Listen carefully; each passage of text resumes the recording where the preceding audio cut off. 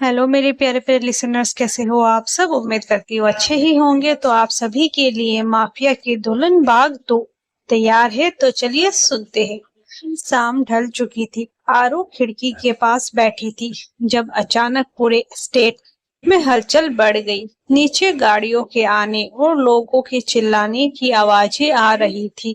सिंघानिया के आदमियों ने स्टेट के दरवाजे पर आकर हंगामा शुरू कर दिया था। वो विक्रम से अपनी डील और राहुल के गायब होने का हिसाब मांगने आए थे। माहौल में भारी तनाव था। तभी विक्रम कमरे में दाखिल हुआ। उसके चेहरे पर एक अजीब सा गुस्सा था। उसने बिना कुछ बोले आरू का हाथ पकड़ा। विक्रम, नीचे क्या हो रहा है? ये लोग कौन है? आरू ने घबराते हुए पूछा। सिंघानिया के लोग हैं। उन्हें लगता है कि वो मेरे घर आकर मुझे डरा सकते हैं, विक्रम ने ठंडी आवाज में कहा। राघव नीचे उन्हें संभाल रहा है, लेकिन मैं तुम्हें यहाँ अकेले नहीं छोड़ सकता। तुम्हें मेरे साथ अंदर की सेफ केबिन में चलना होगा। जैसे ही वे सीढ़ियों से नीचे उतर रहे थे, सिंघानिया का राइट हैंड, जो कुछ बाउंसर्स के साथ जबरदस्ती अंदर घुस आया था, सामने खड़ा मिला। वर्धन, राहुल कहाँ है? और वो लड़की हमें सौंप दो। डील के मुताबिक वो हमारी है, उस आदमी ने अकड़ कर कहा। विक्रम ने आरू को अपने पीछे किया। उसका एक इशारा ही काफी था। विक्रम ने दर्जनों शेफर्ड डॉग्स और गार्ड्स ने उन लोगों को चारों तरफ से घेर लिया। विक्रम आगे बढ़ा और उसने उस आदमी का कॉलर पकड़कर उसे इतनी जोर से दीवार पर दे मारा कि उसकी चीख निकल गई। डील तुम्हारी राहुल से थी, विक्रम, वर्धन से नहीं। विक्रम की आवाज इतनी खूंखार थी कि सामने वाले के पसीने छूट गए। आरू मेरी पत्नी है। अगर दोबारा इसकी तरफ आंख उठाकर भी देखा तो सिंघानिया ग्रुप का नामो निशान मिटा दूंगा। दफा हो जाओ यहाँ से। विक्रम का ये खौफनाक और पावरफुल रूप देखकर वो लोग बिना एक शब्द बोले पीछे हट गए। पूरे ड्रामे के दौरान आरू सहमी हुई खड़ी थी। उसने देखा कि इस झड़प में विक्रम के हाथ पर कांच का एक गहरा कट लग गया था, जहां से खून बह रहा था। जब वे वापस ऊपर आए तो आरू ने बिना कुछ कहे टेबल पर रखा फर्स्ट एड बॉक्स उठाया। वह चुपचाप विक्रम के पास बैठी और उसके हाथ के घाव को साफ करने लगी। विक्रम ने हैरान होकर आरू की तरफ देखा। मैं तुमसे नफरत करती हूँ, आरू ने नजरें चुराते हुए धीमी आवाज में कहा। लेकिन तुमने मेरे पिता को उस धोखेबाज से बचाया है, इसलिए मैं ये कर रही हूँ। विक्रम के होठों पर एक हल्की सी मुस्कान आ गई। उसने आरू के हाथ को धीरे से थाम लिया। नफरत ही सही आरू, कम से कम शुरुआत तो हुई। और याद रखना, इस नफरत को बेइंतहा मोहब्बत में बदलना विक्रम वर्धन बहुत अच्छे से जानता है। बाहर अंधेरा गहरा हो चुका था और आरू को एहसास हो रहा था कि विक्रम की इस जिद्दी और पावरफुल दुनिया से बाहर निकलने का अब कोई रास्ता नहीं था। रात के 2 बज चुके थे, लेकिन वर्धन एस्टेट की बत्तियां अब भी जल रही थी। सिंघानिया के आदमियों के जाने के बाद पूरे घर में एक अजीब सी खामोशी पसर गई थी। आरू ने विक्रम के हाथ की पट्टी बांध दी थी, लेकिन कमरे का माहौल अब भी तनाव से भरा था। विक्रम चुपचाप बिस्तर के कोने पर बैठा हुआ अपने हाथ की पट्टी को देख रहा था और आरू कमरे की खिड़की के पास खड़ी बाहर हो रही मूसलाधार बारिश को निहार रही थी। तुम्हें सो जाना चाहिए, विक्रम की भारी और शांत आवाज कमरे के सन्नाटे को चीरती हुई गूंजी। आरू ने पीछे मुड़कर नहीं देखा। उसने खिड़की के कांच पर अपनी उंगलियों से बनते धुंधले अक्स को देखते हुए कहा, नींद कैसे आती है विक्रम? कल सुबह तक मेरी एक आम सी जिंदगी थी। मैं एक सीधे साधे परिवार से आती हूँ, जहाँ सबसे बड़ी परेशानी महीने का बजट या किसी रिश्तेदार की नाराजगी होती थी। और आज आज मैं एक ऐसे इंसान के पिंजरे में बंद हूँ, जिसके एक इशारे पर लोगों की किस्मत बदल जाती है। मुझे डर लग रहा है। विक्रम खड़ा हुआ। उसके कदम इतने शांत थे कि आरू को उसके करीब आने की आहट भी नहीं मिली। जब वह ठीक उसके पीछे आकर खड़ा हुआ तो आरू को उसकी सांसों की गर्माहट महसूस हुई। डरना लाजिमी है आरू, विक्रम ने बेहद धीमी और संजीदा आवाज में कहा। लेकिन तुम्हें मुझसे डरने की कोई जरूरत नहीं है। इस दुनिया में बहुत से लोग हैं जो सिर्फ मतलब के लिए रिश्ते बनाते हैं। राहुल ने तुम्हारी मासूमियत का सौदा किया था। उसने तुम्हारे पिता के सीधेपन का फायदा उठाकर उन्हें उस कर्ज के जाल में फंसाया, जिसका अंत सिर्फ और सिर्फ तुम्हारी तबाही था। आरू ने घूमकर विक्रम की आंखों में देखा। उन आंखों में कोई सातिर चाल नहीं दिख रही थी, बल्कि एक अजीब सा सच था जो आरू को अंदर तक झकझोर रहा था। आरू ने भराई आवाज में पूछा, तुम राहुल को कैसे जानते हो और तुम्हें कैसे पता चला कि वे मेरे पिता को धोखा दे रहा है? विक्रम के होठों पर एक कड़वी मुस्कान आई। उसने खिड़की के फ्रेम पर अपना हाथ टिकाया और बाहर देखते हुए बोला, सिंघानिया ग्रुप पिछले 3 साल से मेरे बिजनेस एम्पायर को गिराने की कोशिश कर रहा है। वो जानता है कि कानूनी तौर पर कितना मजबूत हूँ, इसलिए उन्होंने मेरे पर्सनल लाइफ और मेरे कमजोर कड़ियों को ढूंढना शुरू किया। राहुल उनके लिए सिर्फ एक मोहरा था। जब उसने तुम्हारे पिता की कंपनी शर्मा एसोसिएट्स में इन्वेस्ट करने का नाटक किया, तो मेरी लीगल टीम ने उसके बैकग्राउंड की जांच की। तब मुझे पता चला कि सिंघानिया उसे फंड कर रहा था, ताकि वो तुम्हारे जरिए मेरे सिस्टम में सेंध लगा सके। आरू हैरान रह गई। मेरे जरिए? लेकिन मेरा तुमसे क्या वास्ता था? मैं तो तुम्हें जानती तक नहीं थी। विक्रम ने अपनी नजरें आरू के चेहरे पर टिका दी।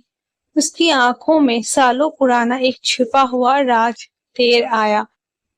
तुम मुझे नहीं जानती थी आरू, लेकिन मैं तुम्हें बहुत पहले से जानता हूँ।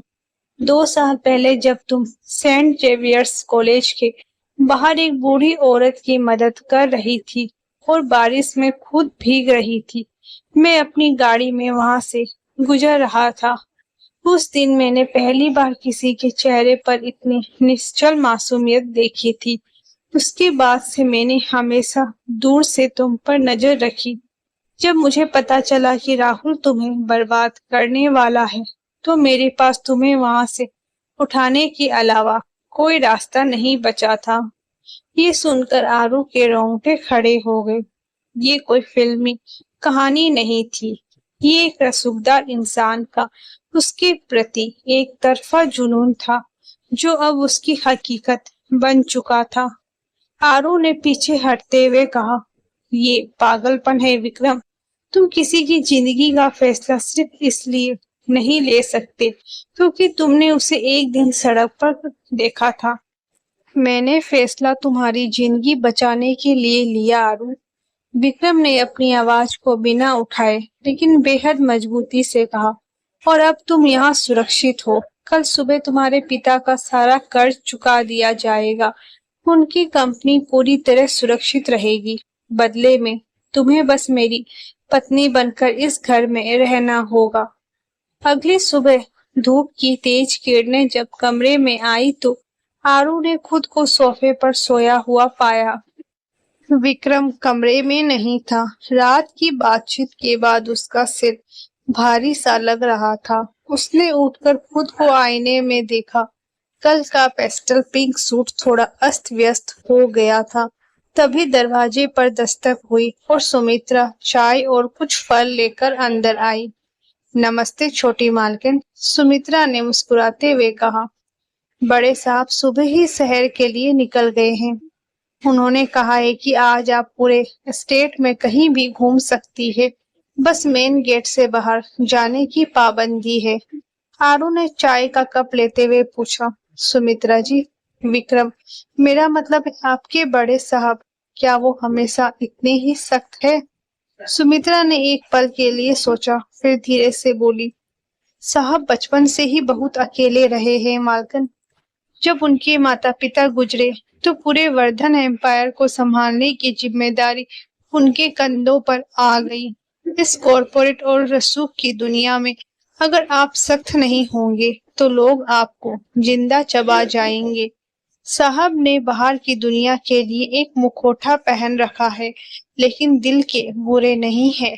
उन्होंने आज तक किसी बेकसूर को नुकसान नहीं पहुंचाया।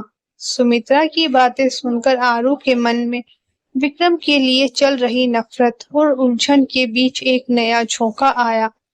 वह चाय पीकर नीचे लॉन की तरफ चली गई। वर्धन एस्टेट का बगीचा बेहद खूबसूरत था। चारों तरफ रंग बिरंगे फूल खिले थे और हवा में एक अजीब सी शांति थी। तभी लॉन के कोने में उसे राघव दिखाई दिया। वे किसी से फोन पर बहुत गंभीर आवाज में बात कर रहा था। आरू धीरे धीरे उसके करीब गई। हाँ भाई, सिंघानिया के शेयर्स आज सुबह 15% गिर चुके हैं। हमारे लीगल डिपार्टमेंट ने उनकी शेल कंपनी के सारे सबूत सेबी को सौंप दिए हैं। राहुल इस वक्त शहर छोड़कर भागने की फिराक में है, लेकिन हमारे आदमी उस पर नजर रखे हुए हैं। राघव फोन पर कह रहा था। जैसे ही राघव ने मुड़कर आरू को देखा, उसने तुरंत फोन काटा और अदब से सिर झुकाया। नमस्ते भाभी जी, कोई जरूरत थी आपको? आरू ने थोड़ी झिझक के साथ पूछा। राघव जी, क्या मेरे पापा ठीक है? क्या उनसे विक्रम की बात हुई?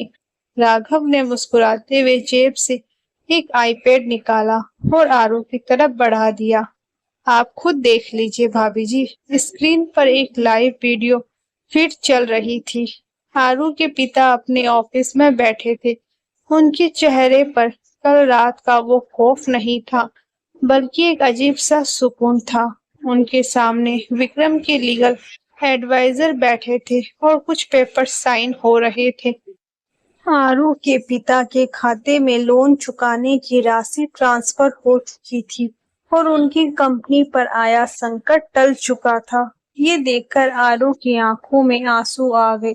उसने राहत की एक गहरी सांस ली। भले ही वे खुद एक सोने के पिंजरे में थी, लेकिन उसका परिवार अब पूरी तरह सुरक्षित था। उसने राघव को आईपैड वापस देते हुए कहा, थैंक यू राघव जी, ये दिखाने के लिए। राघव ने संजीदगी से कहा, भाभी जी, भाई भले ही दुनिया के लिए एक सख्त और बेबाक बिजनेसमैन है, लेकिन आपके लिए उन्होंने कानून की सीमाओं को भी लांघने की परवाह नहीं की। राहुल को वो सीधे पुलिस के हवाले भी कर सकते थे, लेकिन वो जानते थे कि सिंघानिया पुलिस को खरीद लेता और आपके पिता का नाम खराब होता, इसलिए उन्होंने खुद मोर्चा संभाला। आरू चुपचाप अपने कमरे की तरफ लौट आई। उसके दिल में एक अजीब सी कशमकश चल रही थी।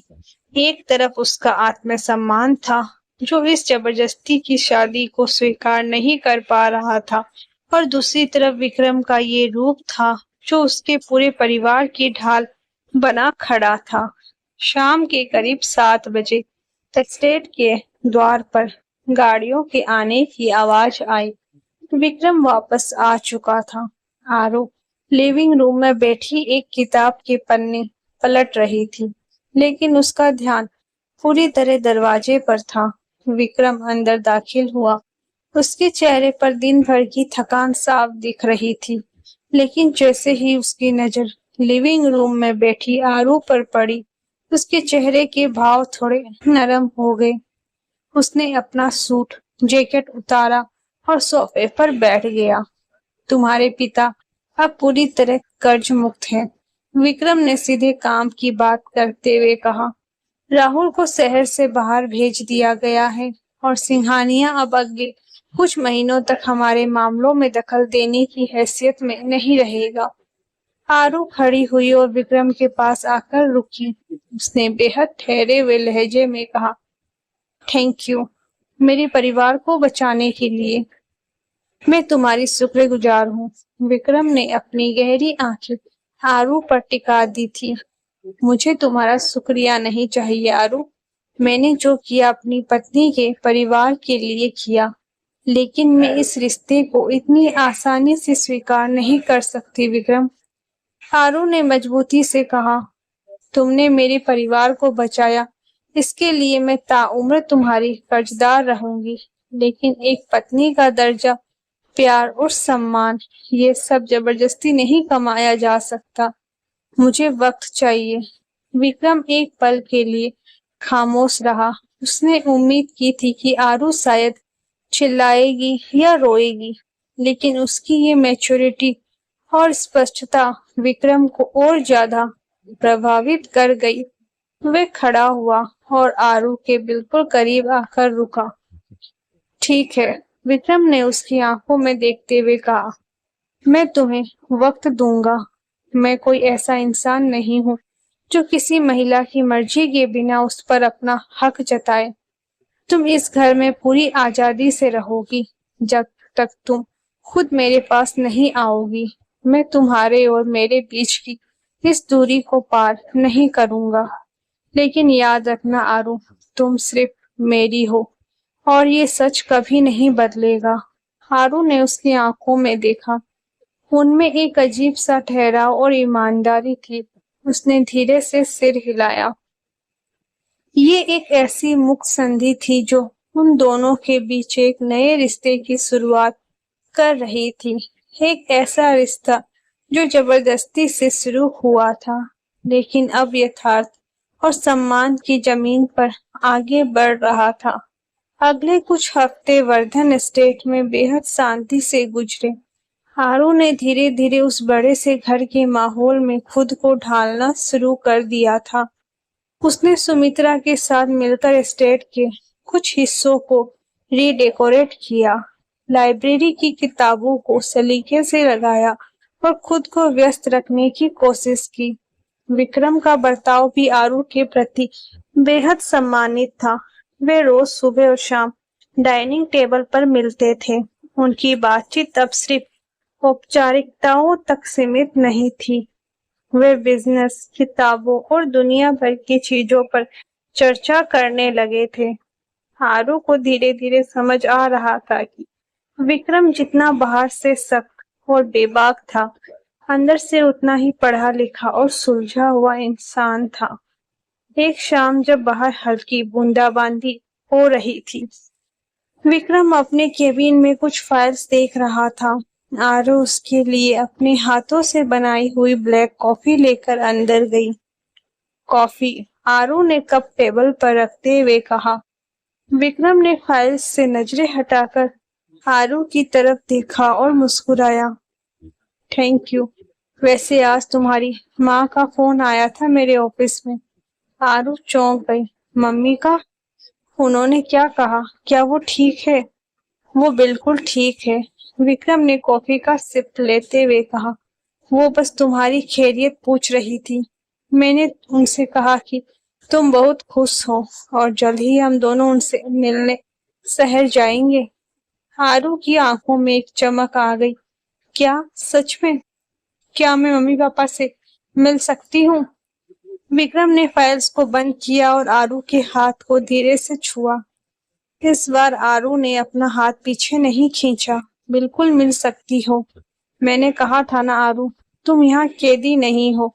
मैंने सिर्फ तुम्हें उस गंदगी से दूर रखने के लिए यहाँ लाया था। अगले संडे हम दोनों तुम्हारे घर चलेंगे। आरू के दिल में विक्रम के लिए जमी बर्फ धीरे धीरे पिघलने लगी थी। उसे एहसास हो रहा था कि विक्रम का ये जिद्दी इश्क भले ही शुरू में एक तूफान की तरह आया था, लेकिन अब वो उसकी जिंदगी को एक गहरे और सुरक्षित समंदर की तरह शांत कर रहा था। लेकिन क्या सिंघानिया इतनी आसानी से हार मान चुका था, या फिर ये आने वाले किसी बड़े कॉरपोरेट तूफान से पहले की शांति थी। संडे की सुबह वर्धन एस्टेट में एक अलग ही सुबसाट के साथ शुरू हुई। आरू सुबह से ही तैयार हो रही थी। आज वे हफ्तों बाद अपने माता पिता से मिलने जा रही थी। उसने एक बेहद सादा खूबसूरत ऑफ वाइट अनारकली सूट पहना था, जिसमें वे सादगी की मूरत लग रही थी। आईने में खुद को देखते हुए उसने अपनी मांग में लगे सिंदूर को देखा। आज ये सिंदूर उसे इतना पराया नहीं लग रहा था जितना उस खौफनाक रात को लगा था। जब वे नीचे उतरी तो विक्रम उसका इंतजार कर रहा था। वे आज कैजुअल शर्ट और डेनिम में था, जिसमें उसका सख्त रवैया थोड़ा नरम और बेहद अट्रैक्टिव लग रहा था। आरू को देखकर उसके होठों पर एक हल्की सी मुस्कान आ गई। चले? विक्रम ने गाड़ी की चाबी घुमाते हुए पूछा। आरू ने बस मुस्कुराकर सिर हिला दिया। गाड़ी जैसे ही शहर की तरफ बढ़ी, आरू के दिल की धड़कनें तेज होने लगी। वे सोच रही थी कि वे अपने माता पिता के सामने क्या कहेगी। क्या वे उन्हें सच बताएगी? लेकिन सच बताने से उनके दिल पर क्या बीतेगी, ये सोचकर ही वे डर रही थी। उसकी उलझन को भांपते हुए विक्रम ने बिना सड़क से नजरें हटाए कहा, तुम्हारे माता पिता सिर्फ इतना जानते हैं कि राहुल के धोखे का पता चलने के बाद तुमने अपनी मर्जी से मुझसे शादी करने का फैसला किया। मैंने उनके सामने बात को इसी तरह रखा है ताकि उन्हें कोई सदमा ना पहुंचे, इसलिए पैनिक मत होना। आरू ने राहत की सांस लेते हुए विक्रम की तरफ देखा। तुम हर चीज का इतनी बारीकी से ध्यान कैसे रख लेते हो? जब बात तुम्हारी हो तो मैं कोई कसर नहीं छोड़ना चाहता, विक्रम ने संजीदगी से कहा। करीब 1 घंटे बाद गाड़ी आरू के घर के बाहर रुकी। जैसे ही आरू ने घर के भीतर कदम रखा, उसकी माँ ने उसे गले से लगा लिया। आरू के पिता की आंखों में भी आंसू थे, लेकिन उन आंसुओं में अब कोई खौफ या लाचारी नहीं थी। उन्होंने आगे बढ़कर विक्रम का स्वागत किया। विक्रम बेटा, अगर उस दिन तुम सही वक्त पर आकर हमें राहुल का सच नहीं बताते तो आज हम बर्बाद हो चुके होते। आरू के पिता ने विक्रम का हाथ थामते हुए कहा। आरू ने हमें सब बताया कि कैसे तुमने उसकी और हमारी रक्षा की। आरू ने विक्रम की तरफ देखा। विक्रम ने उसके पिता से बेहद तमीज और अदब से बात की, जैसे वो कोई माफिया किंग नहीं बल्कि एक जिम्मेदार दामाद हो। उस दोपहर अपने पुराने घर में बैठकर अपनों के बीच हंसते बोलते हुए आरू को एहसास हुआ कि विक्रम ने उसकी दुनिया को उजाड़ा नहीं था, बल्कि एक बहुत बड़े तूफान से बचाकर उसे एक नई जिंदगी दी थी। शाम को जब वे वापस लौट रहे थे तो गाड़ी में एक सुकून भरा सन्नाटा था।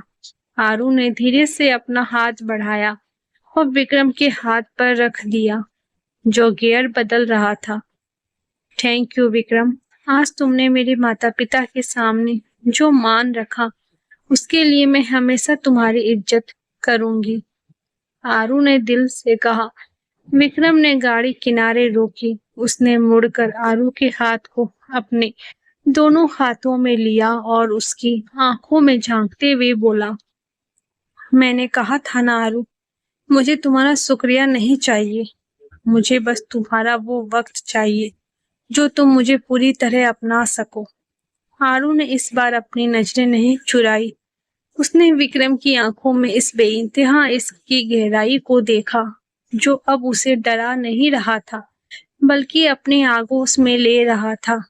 लेकिन शहर की इस शांति के पीछे सिंघानिया चुपचाप अपनी आखिरी और सबसे खतरनाक चाल चलने की तैयारी कर रहा था, जिससे वे दोनों अभी पूरी तरह बेखबर थे। तो अगली चाल क्या होने वाली है और क्या आरू और विक्रम के बीच नजदीकियां बढ़ेगी, ये देखने के लिए मिलते हैं अगले भाग में। तब तक के लिए राधे राधे।